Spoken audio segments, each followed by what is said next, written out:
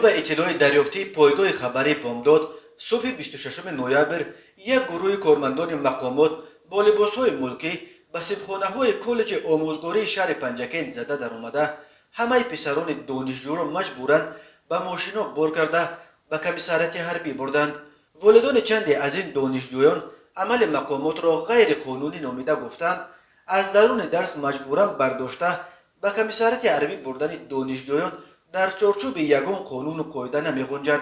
به گفته افراد آگاه پنجکین نقشه دعوت تیرمایی را تا حال اجرا نکرده است و به همین دلیل در این چند روز باقی مانده تا ختم موسم تلاش دارد به هر راه از جمله بارای از درس برداشته به کمیساریات حربی بردن دانشجویان نقشه‌اش را اجرا کند. یادآور می‌شویم روز 18 نوامبر با همین طرز و شیوه دهها دانشجوی دانشکده آموزگاری تاجیکستان در شهر پنجکین را هنگام درس از درون سیمخانه‌های دانشکده داشته مجبوراً به ماشین‌های گزل و سپرینتر بار کرده به کمیساریات حربی بردند. آن دفعه کارمندان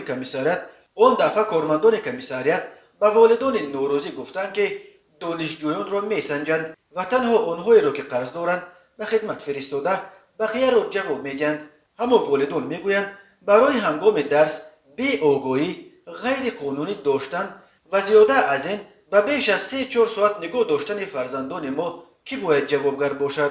همین دولت صاحب دارد، قانون عمل میکند، پروکورورها هستند. طبق قانون دانشجویان تا زمان به انجام رسیدن تحصیلشان از مسئولیت خدمت حربی آزاد کرده میشوند، ولی آنهایی را که پول تحصیل را نسپردند و یا به سبب از امتحانها و سنجش‌ها قرضدار شدند از دانشگاه یا دانشکده خارج کرده شدند میتوانند به خدمت حربی برند.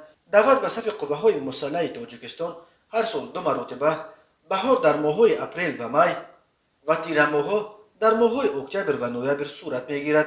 روز 1 اکتبر در تاجیکستان رسما موسم تیرماهی دعوت به صف قوه‌های مسلح آغاز یافت. دعوت تیرماهی تا 30 نوامبر دوام میکند.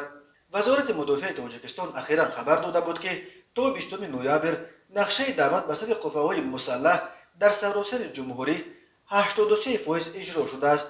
اما گفته میشد که دعوت در ولایت ختلان و سوغد نسبت به دیگر منطقه‌های تاجیکستان نسبتاً کمتر جریان دارد. ولایت سوغد تا 20 نوامبر نقشه دعوت را همگی 70% اجرا کرده بود.